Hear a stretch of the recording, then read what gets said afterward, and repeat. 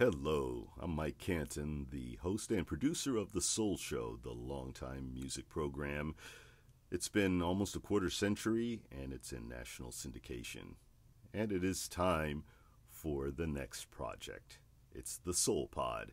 And allow me to introduce you to Martha Bonta, the incoming executive and artistic director of Chamber Music Pittsburgh. Enjoy this. Martha Bonta, thanks for coming on the Soul Pod. Thank you for having me. Yeah, and you're not a total Pittsburgh newcomer. You're coming back to us in a way. Right. And so welcome. Thank I you. thought we'd drive around town a little bit while you talk about Chamber Music Pittsburgh and where it is and what your dreams are about it. You're from the New York State area and New York City area, correct? I am. I have spent my career working in and around New York City, which has been fabulous. Yes. And has included a lot of variety, which has also been great, all within classical music. I've worked in radio, as you know. I've worked in Lincoln Center. And I've worked for some artist managements. Yes, that's cool too. Yeah. Yeah. But the common thread for all of the experience I've had is working with artists. I think musicians make magic every day, and I cannot get enough of it. But I was also happy to see how you, your view of chamber music can resonate with others who didn't realize that it was accessible. Can you talk about that a little bit? Sure. Well, I mean, chamber music, in the broadest, chamber music is small ensemble music. Yes. And there's lots of different kinds of small ensemble music. Traditionally, chamber music has been written by European composers, played one at a part, acoustically without amplification. So, like a Beethoven string quartet, that's like the kind of the epitome of chamber music. But that is a definition of chamber music that feels a little bit restrictive. And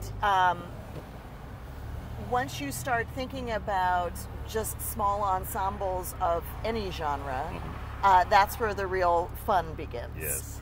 So we basically don't think about genre too much when we think about chamber music. So we have 3 series that we do. We do the Main Stage Live series at the PNC Theater at Pittsburgh Playhouse, which is a 5 concerts of, I don't even want to say traditional. It's a real mix, actually, of string quartets, unusual ensembles, world premieres, pieces that we have commissioned. There's a piece that we've co-commissioned this year by a Chickasaw composer. So it's been really important to us to broaden the definition of chamber music and what we present on our stages across all of our series, including Main Stage Live. We also do a series called Pittsburgh Performs, which is designed to really showcase local musicians.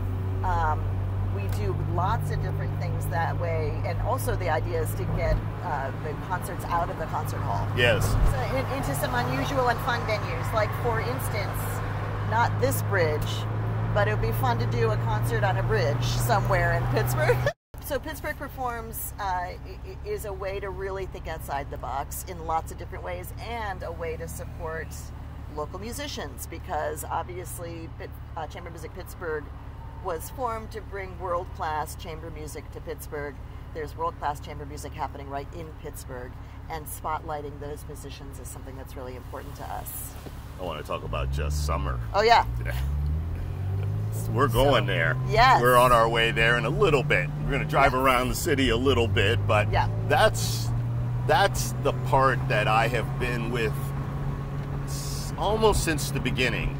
I've been to almost every show, and they get better and better, and it's a vibe that is clearly growing here. It's really part of your trademark. What's going on with that? Well, Just Summer, who doesn't like a free concert outdoors in the summer, right? It's actually truly one of my favorite experiences ever. I feel like, first of all, free concerts, it's a great way to discover music. It's a great way to experiment, like radio, which is free. Yes. You know, if they're, you can come check out an artist who you're not familiar with at low to no risk. Yes.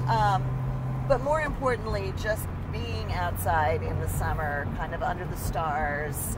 There's a train track that runs right by it. There was a train that ran last year. One of our bands. Well, a train runs every year. Yes. It's part of it. Oh, good. Well, what I love this, I wasn't there last year, yeah. obviously, but the story is that one of the bands pivoted to take the A train when the train went by. Yeah. So, it's just people bring their chairs, people bring their dogs, their kids. It's just a very celebratory and, you know, lovely way to celebrate a summer evening in Pittsburgh. In a new spot that is in a warehouse area of the south side that's starting to just grow like everything is going on over there. Great food at the restaurant, and it's a beautiful view. Yeah, it's and lovely. Colorful.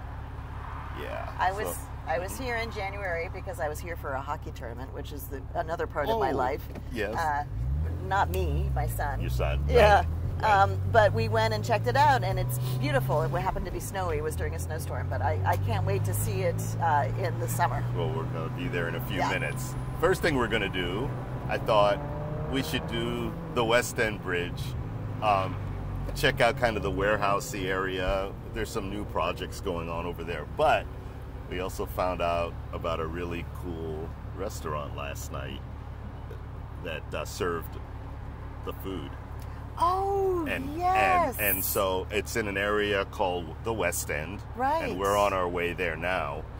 Yes. And I want to see this place.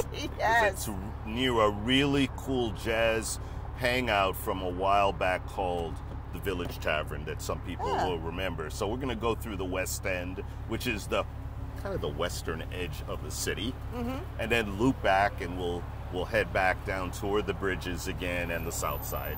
Great. Okay, so we are heading across the West End Bridge, and now we'll go into the West End to a quaint little area, which is kind of the downtown strip.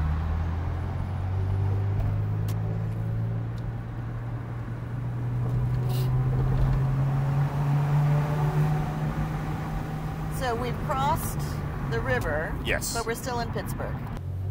Here's a little tidbit. One of the August Wilson films was filmed right around here on this street. Denzel was back and forth every day. Wow.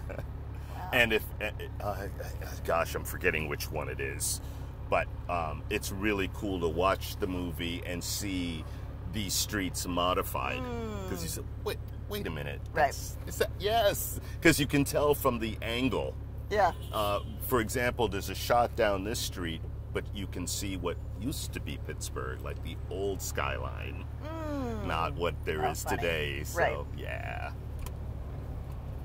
Okay, so that restaurant is actually, I think it may be behind us, not in front of us. Do you remember the name of it? I know it's a pizza place. It's at the bottom of this sheet. I wrote it down. It starts with a K. Chicana. And here's at Carnegie Library. Oh, they're all over. And Yeah. you know what? The greatest ones are the ones that have swimming pools. They're community centers. Oh, wow. So there's one in Homestead, which is home of the Homestead Grays, home of one of the greatest labor uprisings in American history at the steel plant. And in that town, one of the really coolest libraries with the swimming pool, and now it's a concert hall. And what I love about it is that it's got a staff, but it's clearly very volunteer supported. So there, people from town selling M&Ms in the lobby. Love it. And Corinne Bailey Ray came here for a concert, and during the show she said her kids were able to run around all day and have a good time while she was setting up. because of the pool, the library, their grounds. So it was like a family day. Yeah. You know, how often do you get that when you're an artist and you have kids? No, exactly right. Tell us about the future that you see for Chamber Music Pittsburgh. Yeah, I mean, Chamber Music Pittsburgh is just an amazing organization. Obviously, it is a real service to audiences in Pittsburgh, but it also has a national reputation, which I can say from my previous life of being an agent. I used to book with Chamber Music series all over the country, and no other organization is doing the kinds of work of inclusivity and imagination that Chamber Music Pittsburgh is, which is one of the reasons that really drew me to it. I don't think there are any other chamber music series that, present salsa bands or, DJ evenings. Yes. So, again, that's all chamber music. We love it all. Another thing that really drew me to Chamber Music Pittsburgh is that beyond the 3 concert series, we perform some really important services in the community. We own a collection of violins, cellos, violas that are in residence at the Hope Academy of Music and the Arts. That's in East Liberty, in as East I Liberty. recall. Yes. Exactly. By the way, Chicana. Oh, there it is. There's the Uzbek cuisine. restaurant. Yes. Yes. So just to cut back, and then Yeah. we'll come back. We had a board retreat yesterday that featured Uzbek cuisine, which I had never had before, which was delicious. It was amazing, wasn't it? Yeah. Some of the words I recognized from Turkish cuisine, actually. Manti, the dumplings are called manti. Doner, like a doner kebab, I think of as Turkish or even Afghan. So it was beautiful. Chamber Music Pittsburgh also has, which is really one of the things that drew me to it, an instrument lending library at the Hope Academy of Music and the Art in East Liberty. East Liberty. And it's a collection of, tiny violins, violas, cellos, small, mid-size, that is a lending library for kids who might not otherwise have access to an instrument, who can learn it. And they offer lessons at the Hope Academy. The kids take the instruments home. They practice on them at home. We also run an artist in residence program that the Ying Quartet did this past April. It was actually the first concert I went to, and then this residency day of activities at the Hope Academy, which was just so moving. There was a Haydn quartet that had kind of a trick ending. There is actually a Haydn quartet called the Surprise Quartet. It was not that, but one of the movements, you didn't really know if it had ended or not. And the kids totally got it. This was funny. They were laughing, they were jumping up and down. So seeing that kind of, I'm assuming they were hearing this Haydn piece for the first time. But still, they got it. They got it. Exactly. Yes. If I were their age, I would have been hearing that Haydn piece for the first time. But yeah, the ensemble is the hip hop orchestra at the Hope Academy. And they performed, so the Ying performed Haydn for them. They did some call and response hip hop orchestra playing for the Yings. Yes. It was great. I'm waiting for them to be at your Just Summer events one day. Even as an opening piece. Agreed. And we're on our way to the High Line, which is where Just Summer is. This is the renovated building, which is a mix of business and living, I believe. And of course, there's the restaurant on the High Line side, on the performance side. Right. Oh, there it is. Yes. There's our banner. Yay! And here is the High Line. And that, your performers literally play right where we're pointed, right next to this train car, which, by the way, was brought here, wheeled over here from the other side of Station Square just for style, and then they hired a graffiti person to do that. So I love taking pictures here. Oh, yeah. And that area up there, this was all pretty industrial, and that walkway up in front of us is all pedestrian now, but used to be able to drive out to the end. Businesses might have even had parking along there, but now it's all walking, and the elevator's new, and it's a beautiful spot. So how many do you have here? About, I think you get a couple hundred people at a least. show. Yeah. It's getting more and more popular, It which is. is not surprising. It's right. a beautiful spot and just a lovely way to spend a summer evening. So we have 3 artists this summer. 14th, 21st, and Yes. 28th, right? Concert dates August 14, 21, and 28, Wednesdays starting in the middle of the month. We have Ala Bora, which is a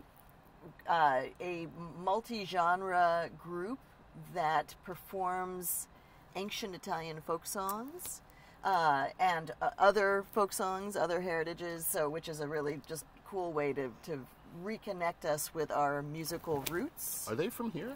They are from Cleveland, so they are from close by.